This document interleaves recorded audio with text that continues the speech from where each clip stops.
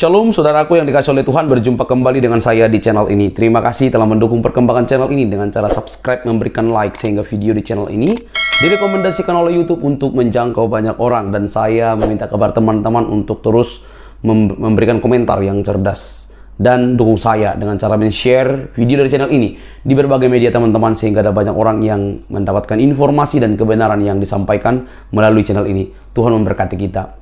Saudaraku yang dikasih oleh Tuhan, berita yang baru-baru ini kan kematian Coach Stephen yang sudah viral dan apa yang dia lakukan, bahkan kita tahu sepak terjang, bahkan pengakuan daripada Coach Stephen ini teman-teman, dan itu bukan rahasia umum lagi.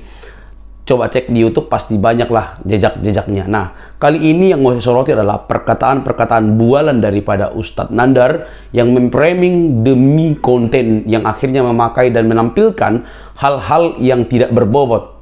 Nah, ketika saya mencoba untuk tidak menanggapinya, tetapi karena agak sedikit liar bahasanya, Masya Allah sampai begitu, dan ngeri katanya gitu, dan memutar seorang murtadin yang sudah meninggal dengan dengan pada saat dia sakit. Nah, akhirnya dia berkata dia azab Allah. Nah, teman-teman dikasih oleh Tuhan, dia lupa bahwa banyak dari umat muslim yang karena menghina Kristus, karena menghina kekristenan. Saya tidak bermaksud mengatakan dia azab Allah, tapi setiap orang yang melakukan sesuatu penghujatan pasti mendapatkan upah daripada apa yang dilakukannya.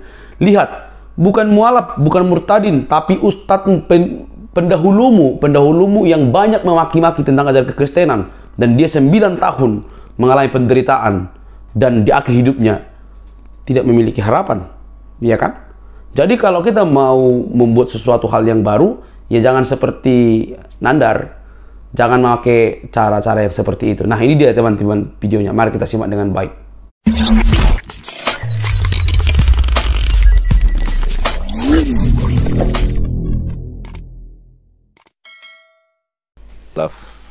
Koh Indra Stephen Indra Wibowo sudah menasihatkan tentang kematian, bagaimana beliau berbuat baik terhadap rakyat Indonesia dengan mendonasikan uang yang tidak sedikit ya, 12 miliar Masya Allah, untuk kemaslahatan umat. Oleh karenanya Allah senang dengan orang-orang baik, sehingga beliau dipanggil oleh Allah Subhanahu wa Ta'ala, mudah-mudahan dalam keadaan husnul khotimah dan kelak akan bersama dengan baginda Muhammad sallallahu alaihi wasallam. Nasihat yang sangat luar biasa. Lalu sebelum itu kita juga banyak menyaksikan para murtadin, para penghujat Islam yang sama-sama meninggal dunia. Kalau mu'alaf Ustadz Moko Ginta meninggal dalam keadaan sujud, dalam keadaan tahiyat sholat terakhir ya, tahiyatul akhir. Sedangkan Koh Indra, Koh Stephen ini meninggal setelah banyak berbuat kebaikan untuk rakyat Indonesia, mendonasikan hampir seluruh hartanya untuk kepentingan rakyat Indonesia dalam COVID-19 ya, penanganan COVID-19 bagaimana yang dipublis di berita TV One.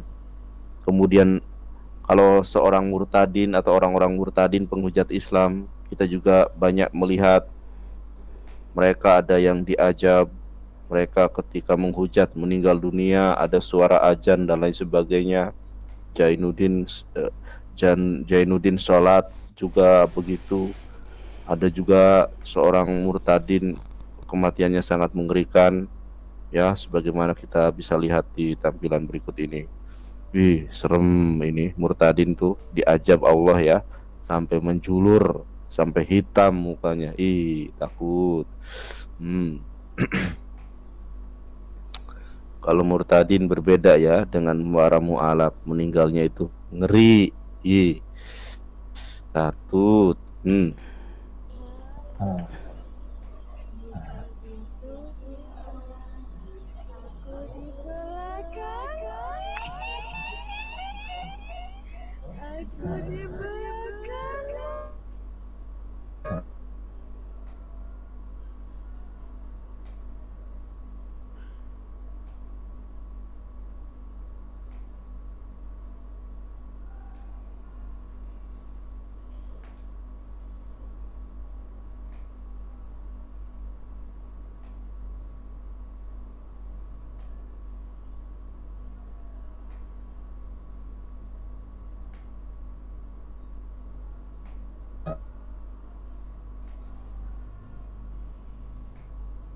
Mohon maaf sinyal saya jelek ya. Ini adalah ketika Allah mengajab ya salah seorang penghujat habaib, penghujat Nabi Muhammad, mempermainkan agama, bolak-balik Islam Kristen. Akhirnya beliau mendapatkan ganjaran ya. Ulaika hum sarul bariyah. Kita lihat nih, sangat mengerikan ya saudara.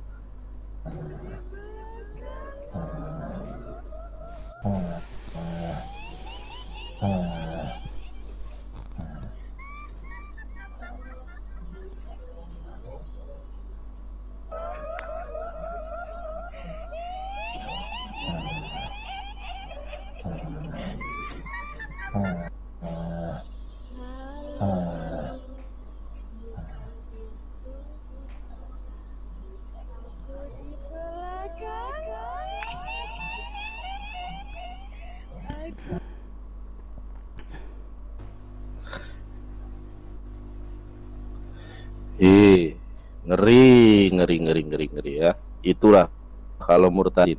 Kalau mu'alaf meninggal dalam keadaan kebaikan, sholat, ada yang sudah mendermakan seluruh hartanya ya, ada yang berbicara, bernasehat tentang kematian, bahkan sudah menyiapkan kain kafan. Itu adalah kata-kata hikmah ya, kullu nafsin dha'iqatul maut, setiap yang bernyawa pasti akan mengalami kematian.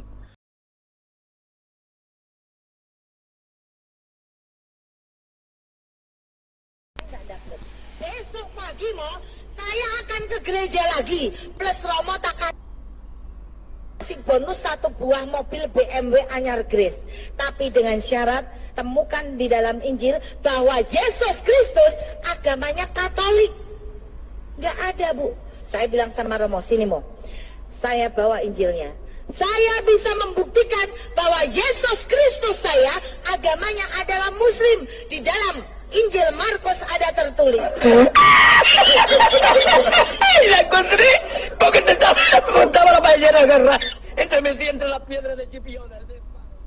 Hukumnya bagi kita umat Islam di hari Natal, kita mengucapkan selamat Natal kepada mereka yang merayakan Natal, hukumnya adalah haram. Kenapa saya katakan haram? Karena Natal artinya adalah mengakui telah lahir Tuhan Yesus Kristus. Yesus bukan Tuhan kita. Dengan kita mengucapkan Natal, berarti kita mengingkari akidah kita sendiri. Loh, di dalam gereja orang kenal satir, Bu. Orang dipisah lanang wedok kumpul bareng, orang apa-apa jiwit-jiwitan sah, jawil-jawilan ora batal. Itu di dalam gereja. Kecelakaan maut juga terjadi di Tol Palikanci Cirebon, Jawa Barat, Minggu 30/4. Dalam insiden itu, dilaporkan 3 orang tewas, sedangkan 3 lainnya mengalami luka-luka. Peristiwa yang menimpa Innova Nopol AA 9427 jalan tersebut terjadi di kilometer 190.500 A. Salah satu korban meninggal adalah Ustazah Ita Meiga Fitri. Korban merupakan mualaf yang kondang menjadi dai perempuan asal desa Sinopo, Kecamatan Kutoarjo, Kabupaten Purworejo. Selain Ita, 2 orang lainnya yang tewas adalah Anto, 45 tahun, pengemudi yang juga suaminya, dan Alfian Fatih Junianto, 4 tahun, yang merupakan anak Ita.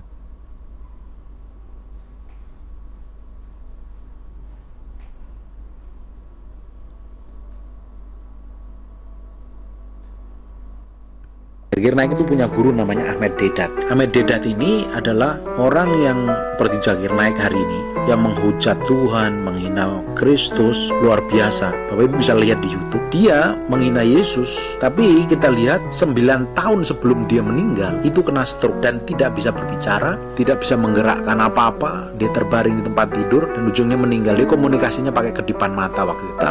Tanggal 16 April 99 1996, 6 April 96, di hari Paskah di Australia, berbicara di depan orang banyak. Dia menyerangi Injil luar biasa sekali, dia meragukan kematian dan kebangkitan Yesus Kristus. Tapi Bapak Ibu lihat, itu tanggal 6 April. Tanggal 3 Mei, 4 minggu kemudian setelah kejadian di Australia, Ahmed Deedat ini terkena stroke, kaki tangannya lumpuh, tidak bisa bicara. Bayangin, tidak bisa bicara. Bapak Ibu kalau melihat Zakir Naik hari ini, orang-orang yang menghina Kristus itu luar biasa sekali. Menghina Tuhannya luar biasa sekali. Tuhan kita adalah Tuhan yang hidup. Kita tidak perlu bela, kita nggak perlu ngomong, menyerang balik, tidak perlu. Bahwa Tuhan kita adalah Tuhan yang hidup. Tuhan akan bela dirinya sendiri. Firman akan bela dirinya sendiri. Kita nggak perlu bikin front pembela Tuhan, pembela Yesus, tidak perlu. Bagian kita adalah berdoa. Bahkan Yesus sendiri berdoa untuk orang-orang yang menyalibkan dia. Ampuni dia karena dia tidak tahu apa yang dilakukan. Tanggal 6 April dia ngomong nyerang kekristenan di Australia luar biasa. Tanggal 3 Mei dia kena stroke. Tahu nggak meninggalnya tahun berapa? 3 Mei 1996. Tanggal 8 Agustus 2005 dia baru meninggal. Bayangin, 9 tahun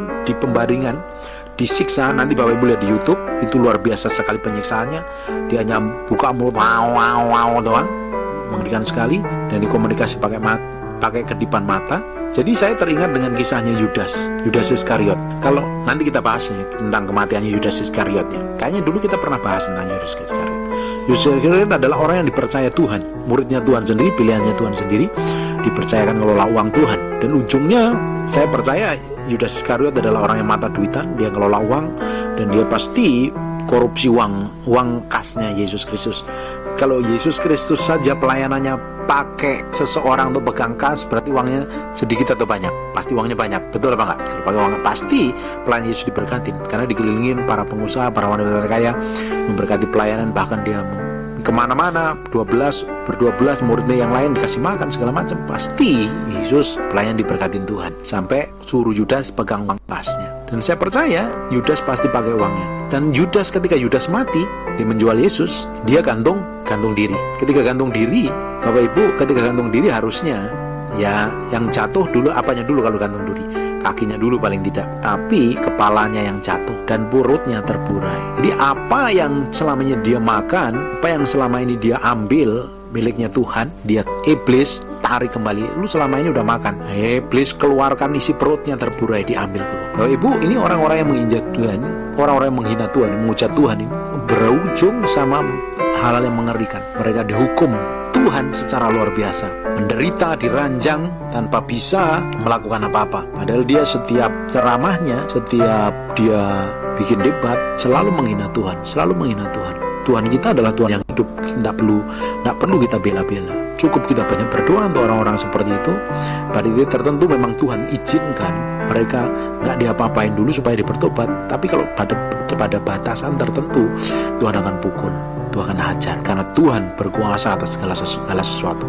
Ini orang-orang yang menghina Tuhan. Bapak Ibu kalau lihat di YouTube penghinaan tentang Tuhan kita itu luar biasa sekali. Dan kita tenang-tenang, santai-santai aja. Tapi ujungnya orang yang menghina Tuhan, nggak menghormati, nggak respect kepada Allah yang hidup, Allah pencipta langit dan bumi yang hidup, yang hari ini ada, di serial hari ini ada, sampai kekal selama-lamanya ada. Dia akan menyatakan dirinya. Ketika dia menyatakan dirinya, dia akan pukul orang yang terlalu kurang ajar dengan Tuhan. Bapak Ibu lihat, 9 tahun diranjang, tidak bisa ngomong, tidak bisa gerak, mulutnya hanya nguap-nguap doang. Bayangin, selama ini menghujat Tuhan luar biasa. Dan sekarang kita lihat Zakir Naik menghina Tuhannya luar biasa, menjelekkan Tuhannya luar biasa. Dan hari ini tetap pemerintah India tetapkan dia harus pulang, dia harus dipenjara, karena dipermalukan sekali. Dia di negaranya dia lahir ditolak, nah, dia kabur ke Malaysia. Di Malaysia kemarin dia bikin statement yang ngawur dan dipermalukan. Ternyata di setiap acaranya dia hanya ngumpulin duit dengan alasan ada orang Kristen berdebat kalah, orang Kristen bertobat, dan tujuannya adalah mengumpulkan uang. Dan ternyata dia dituduh korupsi tentang uang. Mengerikan sekali kan. Banyak pengkhotbah, termasuk pengkhotbah Kristen atau pengkhotbah lain yang nggak pernah tahu. Banyak orang yang berkhotbah yang tujuannya uang. Kalau hanya tujuannya uang, ujungnya sendiri dia akan berurusan dengan Tuhan. Pasti berurusan dengan apalagi orang-orang yang menghina Tuhan. Bapak Ibu bisa lihat ya, orang-orang yang menghina Tuhan, siapapun yang menghina Tuhan, Bapak Ibu lihat di Google, cari aja orang-orang yang menghina Tuhan, dan ujungnya pasti mengerikan. Yesus Allah yang hidup, Allah pencipta langit dan bumi. Belum ada Yesus sudah ada. Bahkan zamannya Musa, Yesus sudah ada. Di serial dia ada Allah yang hidup. Ketika orang menghina, hari ini boleh dihina, lihat ujungnya, orang itu pasti mengalami hal yang mengerikan. Oke teman-teman yang dikasih oleh Tuhan, kita sudah menyimak seluruh video apa yang disampaikan oleh Ustadz Nandar ya terkait wafatnya Coach Stephen, dan saya tidak ingin meneruskan apa yang telah dilakukan oleh Coach Stephen selama dia menjadi mualaf, walaupun kita bisa tahu sepak terjangnya dan apa karangan-karangannya, dan itu sudah membuktikan bahwa Coach Stephen selama hidup pun memakai istilah kebohongan untuk menutup bahwa dia mualaf, mantan ABC ya. Tapi karena sudah dipanggil oleh Allah Subhanahu wa taala, ya selesailah urusannya. Tetapi yang aneh teman-teman, bahwa si Nandar memakai framing yang begitu hebat dan membandingkan antara Coach Stephen dan juga pendeta Markus ya di video tadi, dan dia mengatakan Masya Allah ngeri, dan ini sesuatu hal yang tidak berbobot sebenarnya. Nah, kalau mau seperti ini, lihat teman-teman ini, apa yang terjadi dengan oknum muslim ini. Ini bukan seperti Nandar. Ini lebih hebat dari Nandar, tapi lihat penderitaannya ketika selama hidupnya dia menghujat Kristus, mencaci maki Injil, Alkitab, dan kekristenan. Apa yang terjadi dengan hidupnya.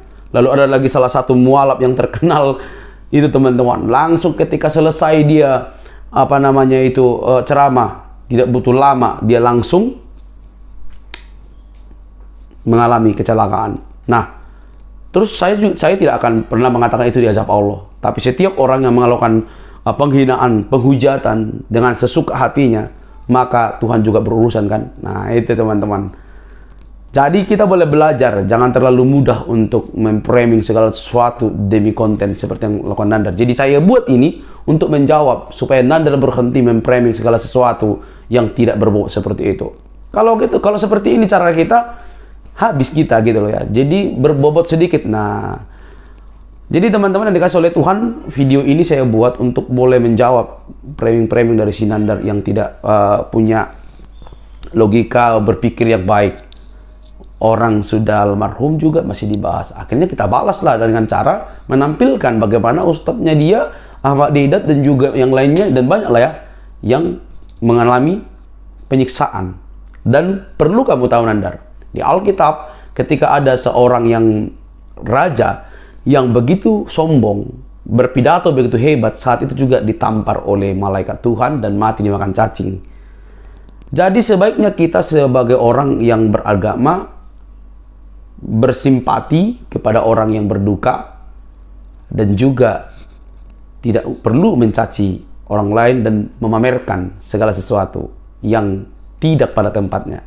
Sampai di sini video saya teman-teman. Semoga Nandar boleh melihat ini dan berhenti untuk memframing segala sesuatu. Kematian mualaf dan kematian murtadin diazab Allah, Masya Allah ngeri. Tidak ada ilmu kau. Oke teman-teman, jangan lupa untuk men-share video ini, like, komen, dan subscribe. Bye-bye.